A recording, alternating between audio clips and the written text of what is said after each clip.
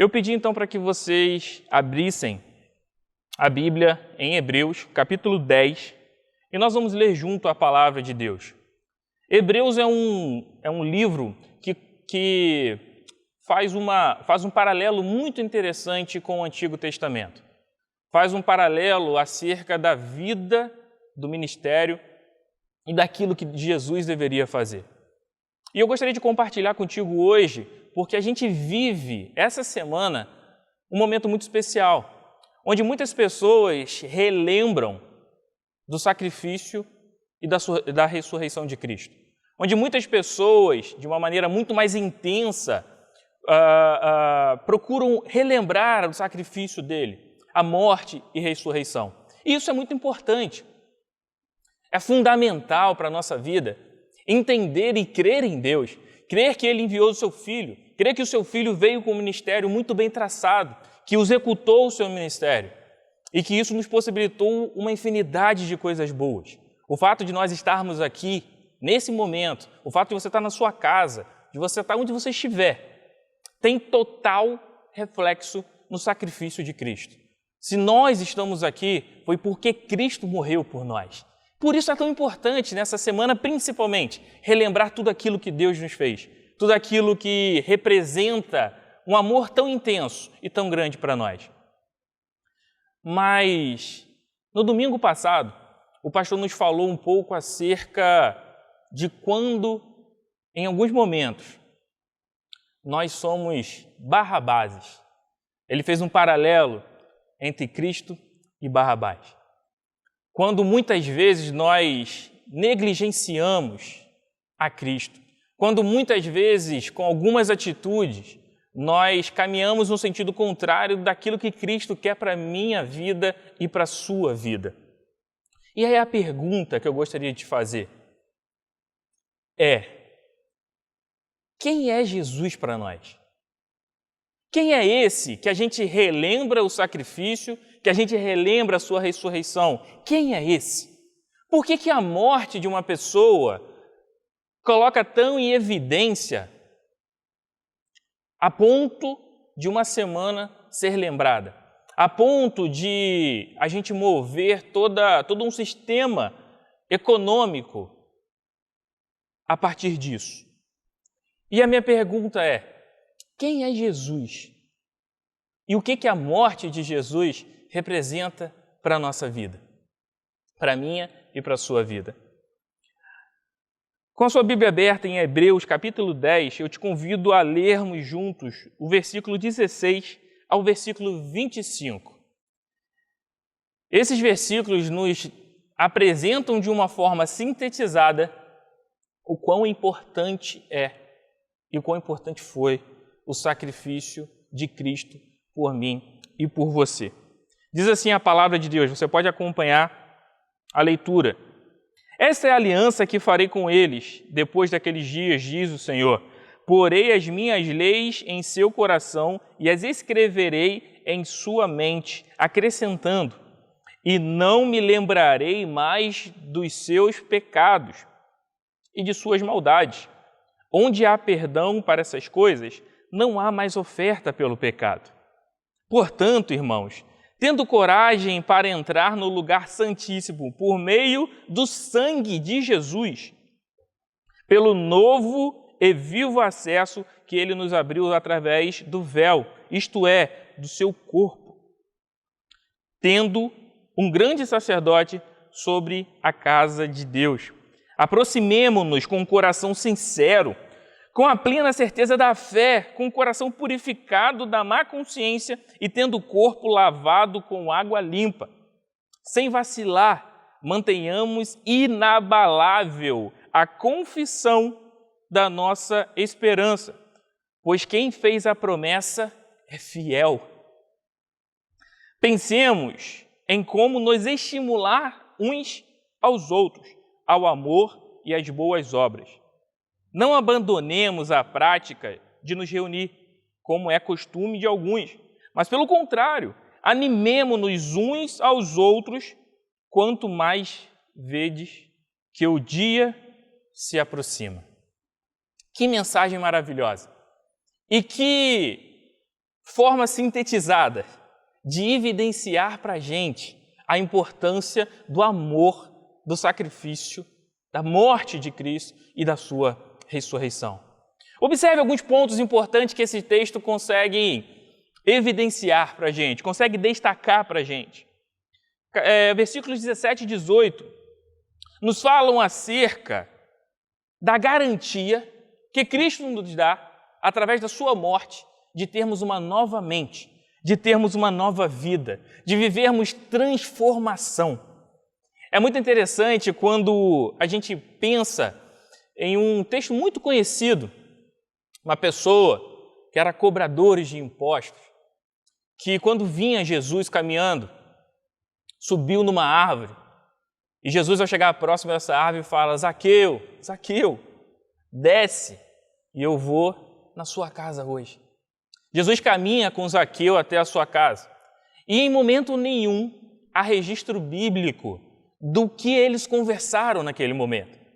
Jesus sentado, eu imagino, diante de uma mesa, e Zaqueu na outra ponta da mesa. E talvez eles comessem ou fizessem, enfim, alguma coisa ali. E eu imagino, talvez na mente de Zaqueu viesse o pensamento: ah, Jesus, se o Senhor soubesse como que eu conquistei a cadeira que o Senhor está sentado, o Senhor não sentaria nela. Ah, Senhor, se o Senhor imaginasse como eu conquistei a mesa, o qual o Senhor está comendo, talvez o Senhor não comeria sobre ela. É evidente que Jesus sabia de todas as coisas. Mas o que há de interessante nessa passagem é que, durante essa conversa, o registro bíblico nos diz que Zaqueu se coloca diante de Jesus e diz: se eu atrapalhei alguém em algum momento, eu retribuo, eu devolvo tudo, e multiplicado várias e várias vezes. O que eu observo é que uma pessoa que talvez tinha tudo para continuar sendo quem era, tinha muito dinheiro, conseguia dinheiro de uma forma muito fácil, muito simples, mesmo que não fosse honesta. Agora essa pessoa tem um encontro com Cristo, Cristo está na sua mesa, Cristo está na sua casa, e um momento pequeno de diálogo com Cristo transforma a vida de um pecador. A morte de Cristo, o sacrifício de Cristo é mais do que uma morte qualquer. O sacrifício de Cristo me possibilita acreditar na transformação de vida. O sacrifício de Cristo me faz acreditar em olhar uma pessoa que a princípio é à margem da sociedade e ver daqui a pouco a vida dessa pessoa sendo transformada. Ver essa pessoa com um novo olhar, com novas perspectivas, com uma esperança. A morte de Cristo, meus irmãos, nos possibilita viver uma transformação de mente e uma vida totalmente nova. Mas não para por aí. Versículos 19 e 20 me mostram um outro ponto muito importante. Observe só. Portanto, irmãos, tendo coragem para entrar no lugar santíssimo por meio do sangue de Jesus, pelo novo e vivo acesso que ele nos abriu através do véu, isto é, do seu corpo. O Santíssimo, no Antigo Testamento, por isso eu comentei que Hebreus é um reflexo e muitas respostas, um livro muito interessante em comparação ao Antigo Testamento. O Santíssimo era o lugar onde nem todos podiam entrar, mas o sacerdote, aquele que levava o sacrifício em um lugar onde as outras pessoas não poderiam entrar, onde ali ele oferecia os sacrifícios pelo perdão do pecado de todo o povo. Observe quão importante esse versículo 19 é para a nossa vida. Portanto, irmãos, tendo coragem de entrar no lugar santíssimo por meio do sangue de Jesus. Observe que a morte de Jesus nos possibilita entrar em um lugar que antes não era possível. A morte de Jesus nos possibilita entrar em um lugar onde os sacrifícios eram feitos, onde a presença de Deus era revelada. Mas um aqui paralelo tem isso hoje com a nossa realidade. O versículo 20 completa, e eu vou falar então sobre isso. Pelo novo e vivo acesso que ele nos abriu através do véu, isto é, do seu corpo. Em algumas outras versões, estará da sua carne. A morte de Cristo conquista para mim e para você, hoje, a possibilidade de onde nós estivermos, fecharmos os nossos olhos e conversarmos com Deus. Colocarmos sobre Ele tudo aquilo que está no nosso coração. O que o versículo 19 e 20 está nos dizendo é que a morte de Cristo nos possibilitou viver o que hoje a gente entende com oração. Isso me faz entender que a morte de Cristo nos possibilita estar em um lugar chamado oração. Como assim lugar chamado oração? O Santíssimo. Você na sua casa tem conquistado pelo sangue de Cristo a liberdade de dobrar o seu joelho no seu quarto e conversar com Ele, conversar com o Pai, lançar sobre o Pai as suas ansiedades, falar com Ele, conversar com Ele. Isso não custou coisa pequena, isso custou o sangue de Cristo. A morte de Cristo é que nos conquistou a possibilidade de orarmos. Se a gente pensa nisso, se a gente entende isso, olha como importante é o momento da oração. E Cristo é nosso amigo. Ele quer ouvir o nosso coração. Ele quer ouvir aquilo que está dentro de você. Há alguns dias atrás, como os irmãos sabem, eu tenho uma filha que se chama Gaia. E eu a ensino a orar todos os dias antes de dormir, todos os dias na hora que acorda, no momento do almoço, agradecer a Deus pelo alimento. E ela ora e eu repito a oração com ela. E ela me fez pensar de uma maneira muito interessante. Esses dias ela foi orar e a oração dela caminhou no seguinte: Papai do céu, obrigado pela nossa noite, obrigado pelo nosso soninho, e acrescentou: obrigado pelo cobertor, obrigado pelo travesseiro, abençoa papai, mamãe e eu. Amém. E eu achei muito engraçado ela orar por tudo aquilo que estava ali, né? Pelo cobertor que ela tinha e pelo travesseiro que ela tinha. E eu deitei ao lado dela e eu fiquei refletindo sobre isso. Como é importante realmente. Como às vezes a gente esquece em um momento tão importante de oração. Quando a gente consegue estar nesse lugar que foi conquistado por um preço de sangue, foi conquistado por uma cruz. Como a gente tem a liberdade de conversar com Deus e de agradecer Ele por tantas coisas que às vezes passam desapercebidas ao longo do nosso dia. A gente está preocupado com tantas coisas, com uma infinidade de programações, com uma infinidade hoje de preocupações. Se a gente liga a TV, a gente vê coisas pesadas. Hoje não há uma reportagem que não fale sobre aquilo que a gente está vivendo, sobre essa pandemia. E Deus nos convida para vivermos um momento de oração. É importante que a Igreja de Cristo se levante em oração. Versículo 23 nos fala sobre outro ponto muito importante, sobre o que a morte de Cristo nos possibilita viver. Sem vacilar, mantenhamos inabalável a confissão da nossa esperança, pois quem fez a promessa é fiel. Quem fez a promessa foi Cristo. E o sacrifício de Cristo, a sua morte, nos possibilita viver em esperança. Meus irmãos, como deve ser triste viver sem esperança, sem acreditar em nada, sem confiar onde vai chegar, sem ter a quem contar, sem ter a quem compartilhar, caminhar sem ter a perspectiva ou a vontade de chegar a algum lugar e de conquistar alguma coisa. Nós vivemos um momento muito difícil, mas a nossa esperança está em Cristo. Sabe por quê, meus irmãos? Porque o nosso Redentor vive. Cristo vive, Cristo morreu, Cristo ressuscitou e nisso há esperança. A Igreja de Cristo não vive com base em circunstâncias do que acontece, mas a Igreja de Cristo vive na realidade de adorar a um Deus que teve poder de enviar Cristo, seu Filho, e esse morrer e vencer a morte, ressuscitar e nos gerar esperança.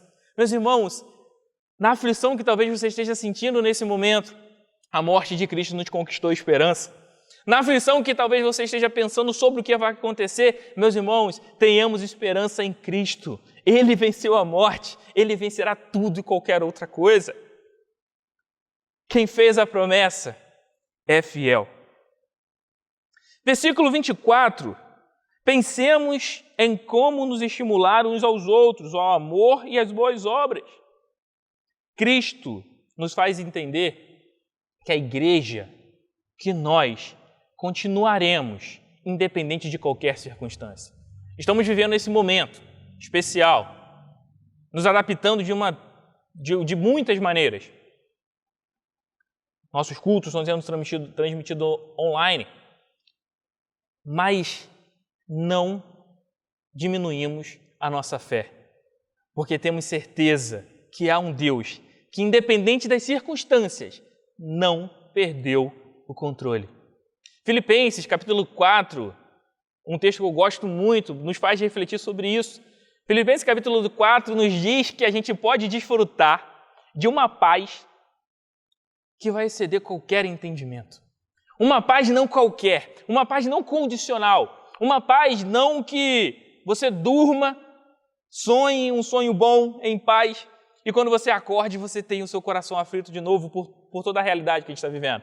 A paz que Cristo nos apresenta é uma paz que vai além de qualquer entendimento.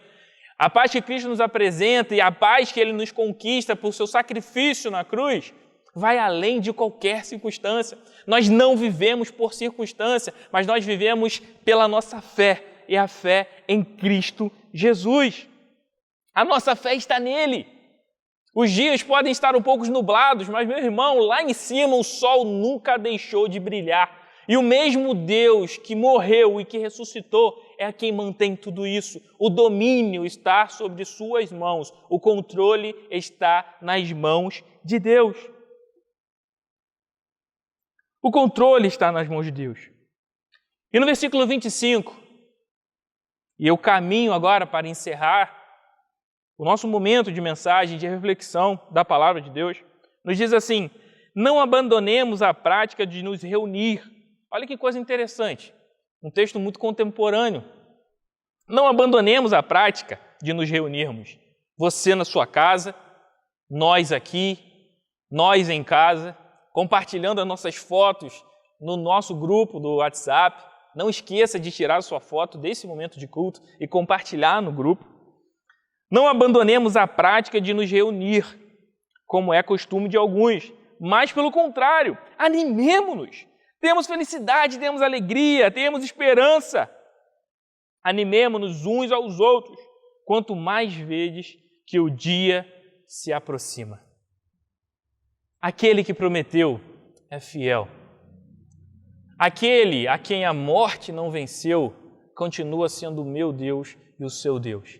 A morte não deteve Jesus. Cristo morreu. A gente relembra isso essa semana, mas nós temos que lembrar isso diariamente.